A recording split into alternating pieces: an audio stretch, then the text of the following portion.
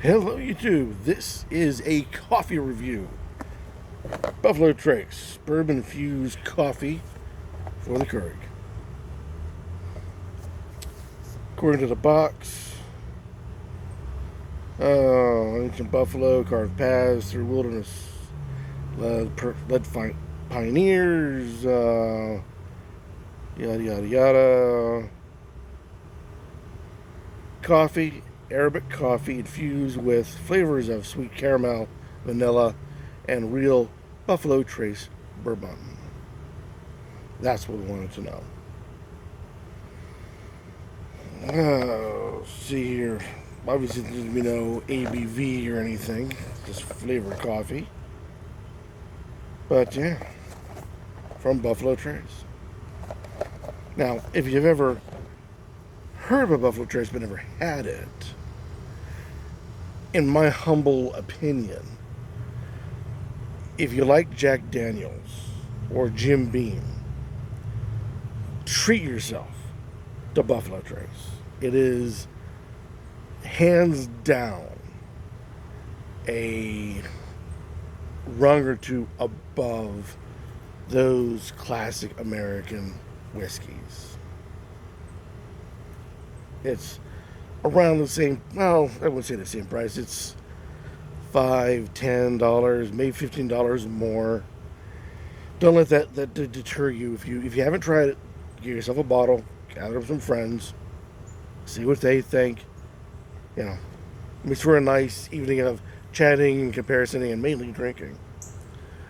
What we have here is in our lucky coffee cup, the missus. But there we go. It is a nice milk chocolate brown with hues of yellow and hues of red. Usually this is hues of red.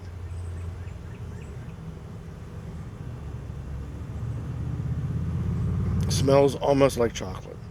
Like it's just short of having some sort of cocoa added to it. But according to their description, it is vanilla, caramel, and the bourbon. It might be the caramel smell. There is no brightness, at least not in the nose. And it's a constant level of smell. That is, it's not like it just kind of goes and just sort of drops. Some of these coffees, when you sniff them, you get the nose into it, you can almost smell the water that's in it.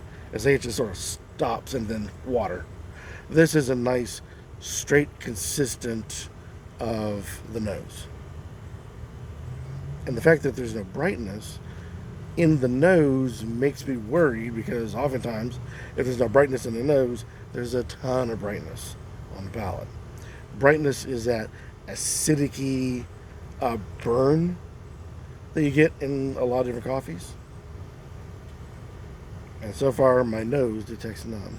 I myself am not a fan of brightness, so I'm a little hypersensitive towards it.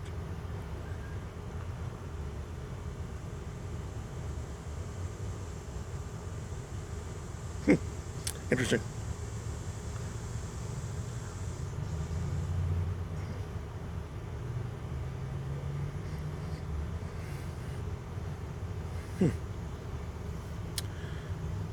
I don't taste much. I do not taste hardly any vanilla.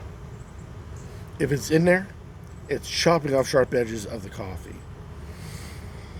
The caramel is rolling out more of those edges, taking more of those edges off from the coffee to a point, excuse me, you're not getting much coffee out of it. As for the bourbon, I'm not getting any bourbon at all.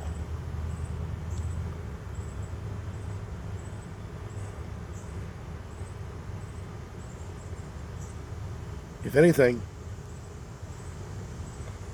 I would want my coffee stronger. I would have to say this has got to be a medium roast. to a light roast. Now I think on a light roast you would get a lot of watery, getting some vegetable. But there's get some watery towards the end. Hang time is fairly short. This has got about a medium-sized hang time. Not much of anything. Yeah, not much of anything is written around. Just adverts for self-worth. We're the greatest sort of thing. So you're not great, but you're not half bad. But yeah, there's a medium level of hang time, which is when the flavor hits your palate till it finally fades off of your palate. Think of football flying in the air. Hang time. And it's got about a medium length one. So by the time it comes off of your palate, you're more than ready to have another sip.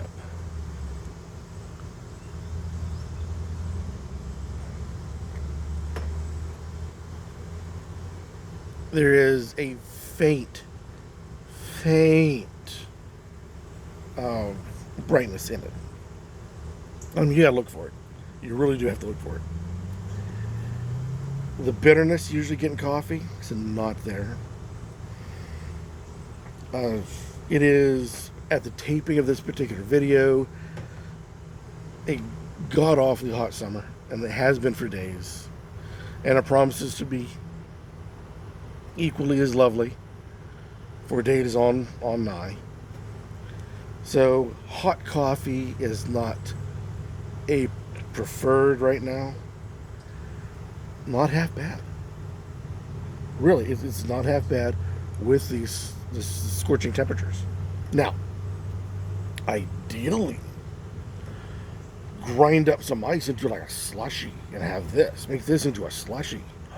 You got something. Sorry, guys. You got something wonderful right there.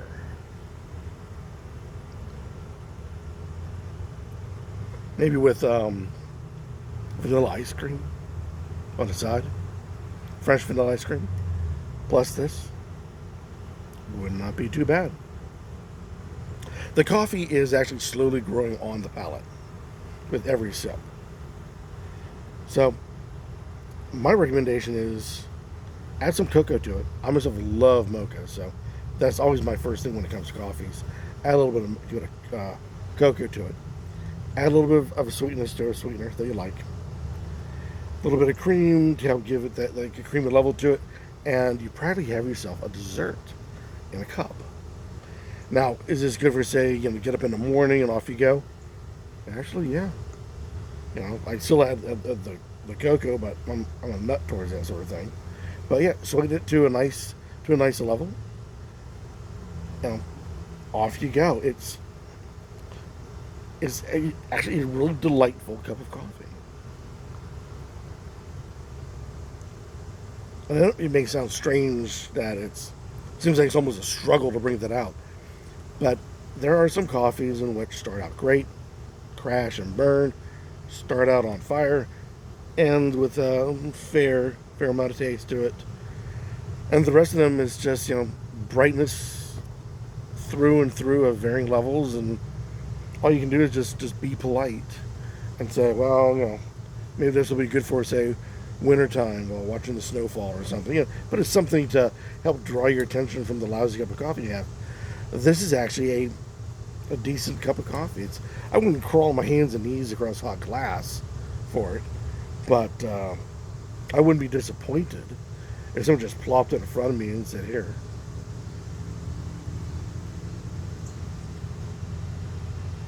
Really not that bad. I wonder what the caffeine level is on it. Of course, it's not going to say. Of course, I wouldn't know what the number would mean anyways. So either way, yeah. This is Buffalo Trace Bourbon Infused Coffee. Other natural flavors, that would be your caramel and vanilla.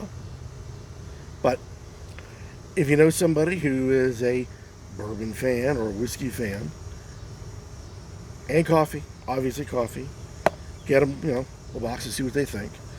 If not, do not be deterred by the bourbon in there. But I'm not a drinker. You're not. Yeah, it's flavored in the coffee, so it's not that big of a deal. And I honestly do not get bourbon out of it. I think the coffee's overpowering flavor dominates over the bourbon, but the weird part is the coffee's being manhandled into submission by the caramel and the vanilla. Two fantastic flavors. So yeah, all that aside, they combine wonderfully. Whoever combined this together did an excellent job. So there you go. To whoever designed this, gold star on your forehead, right there. Boom. Meantime, any comments down below, be well accepted as always. Or better yet, go out, buy it, try it. Buffalo Trace coffee for the Keurig. Give it a try, see what you think. Let the rest of us in the spirits community know your thoughts, see whether it's worth the price. This wasn't much more than any other Keurig coffee that I found out there. So, yeah, well, let's see what you have to say. Until next time, keep on drinking.